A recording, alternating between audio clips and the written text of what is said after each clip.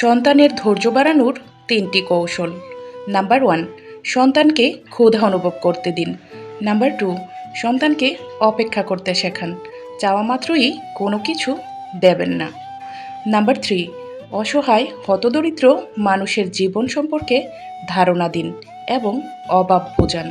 সন্তানকে 7টি বিষয় শেখাবেন।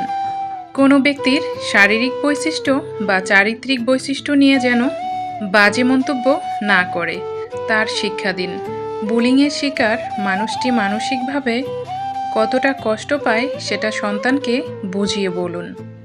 দুজন ব্যক্তি কথা বলছে, এমন সময় তাদের মাঝে কথা বলে ওঠা কিংবা ব্যাঘাত ঘটানো উচিত নয়, এটা বোঝান। কিভাবে উপকারী ব্যক্তির কৃতজ্ঞতা স্বীকার করতে হয় সেটা বোঝান। অন্যের গোপনীয়তাকে সম্মান করতে শেখান।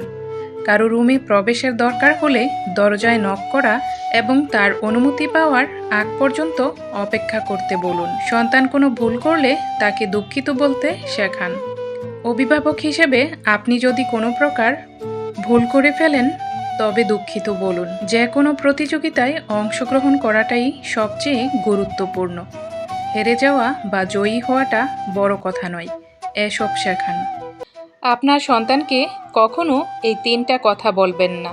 নাম্বার 1, বাচ্চাকে কখনো অভিশাপ দিবেন না। নাম্বার 2, বাচ্চার সামনে কখনো মিথ্যা কথা বলবেন না, এমনকি দুষ্টুমি করেও না। নাম্বার 3, বাচ্চাদের সামনে মা বাবা ঝগড়া করবেন না। সন্তানকে বাধ্য রাখতে প্রতিদিন এই 4টি কাজ করুন। নাম্বার 1, সন্তানকে সাথে নিয়ে একবার হলেও খাবার খেতে বসুন। নাম্বার 2, মাত্রাতিরিক্ত অধিক শাসন বা অধিক আদর করবেন না। নাম্বার 3, সন্তানের কথা মনোযোগ সহকারে শুনুন, গল্প করুন এবং কোয়ালিটি টাইম দেন। নাম্বার 4, সারাদিনে অন্তত একবার হলেও বুকে জড়িয়ে আদর করুন। যে 4টি কাজ করলে বাচ্চাদের রাগ জেদ কমবে। নাম্বার 1, প্রতিদিন 30 মিনিট সম্পূর্ণ মনোযোগ দিয়ে বাচ্চার সাথে খেলুন। নাম্বার 2, ধৈর্য বজায় রাখুন এবং বাচ্চার প্রতি বিরক্তি প্রকাশ করবেন না। নাম্বার 3, সব সময় বাচ্চার ভুল ধরবেন না। নাম্বার 4, বাচ্চার প্রতি পজিটিভ থাকুন, নিজে থেকেই কিছু সিদ্ধান্ত নিতে দিন।